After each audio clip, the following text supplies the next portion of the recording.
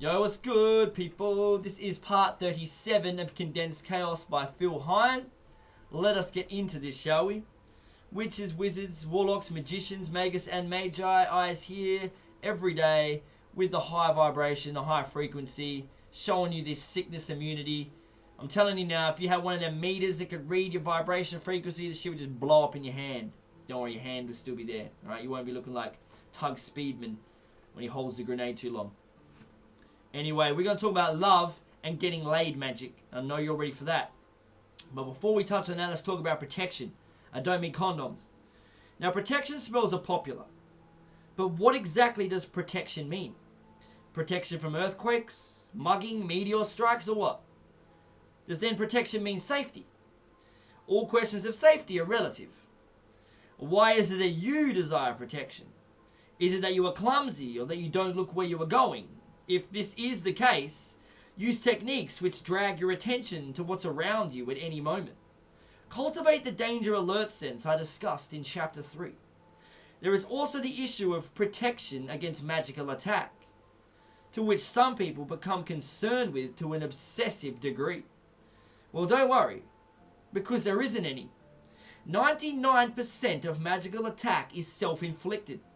No effective magician with an eye to his street cred will ever admit to being magically attacked and not doing something about it at the time. Usually, people who go on about magical attack are covering up some glaring inadequacy within themselves, and also suffering from an overinflated sense of importance. Again, having a finely tuned warning sense is of more use here, as is being able to keep one's feet on the ground, as it were. Love and getting laid magic, here we are. Finding a partner, soulmate, or one-night stand via magical means is extremely popular, and the ability to bring lovers together or cause them to fly apart as part of the sorcerer's repertoire of powers goes some way to explaining how both can be subjects of respect and fear simultaneously. There are many shades of love magic. At a basic level, it does help if you are observant, have skills in reading all the subtle signs of non-verbal communication, and know when to speak and when to keep silent. Love magic is very much about working with other people. It is also important to be able to clearly distinguish between a sexual impulse and a relationship. That is, are you enchanting to make a link between yourself and the target person from the basis of a quick knee trembler, or the possibility of a long-term relationship? It's surprising how many people confuse the two.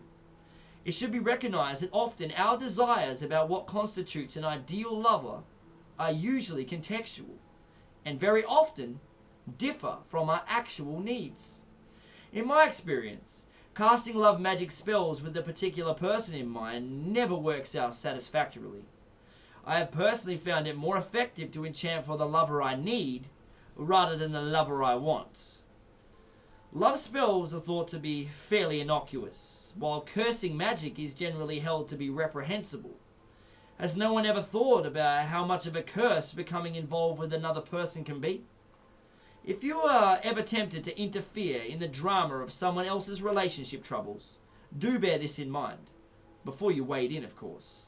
One blazing to magically influence the relationship. Think how you would feel if you found that someone had done the same with you. Although you can influence people into dropping their trousers and knickers for you, it is generally more effective in the long term to work on your own powers of seduction and attraction.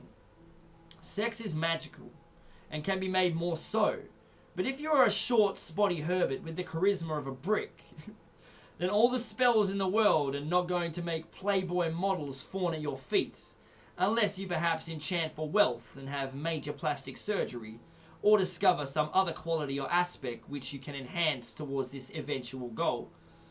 By which time, like as not, sex will not seem quite so much an imperative as it once did. Issues of love and sex are particularly important for magicians as, in dealing with them, at some point we have to acknowledge the presence and complexity of other people. Healing. Healing is again a difficult area.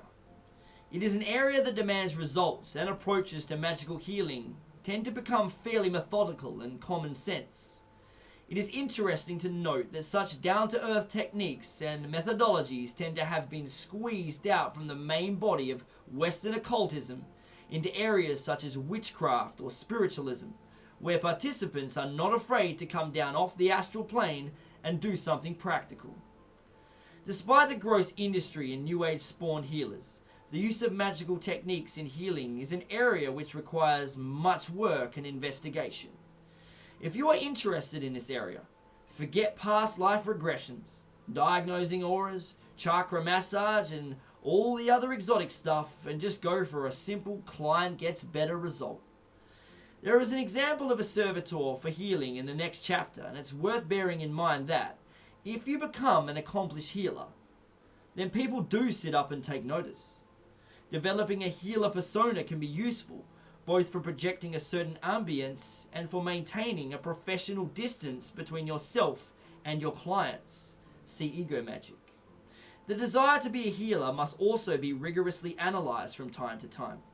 The desire to heal can become obsessive to the point where you are more interested in preserving your self-image as a healer than the actual needs of your clients.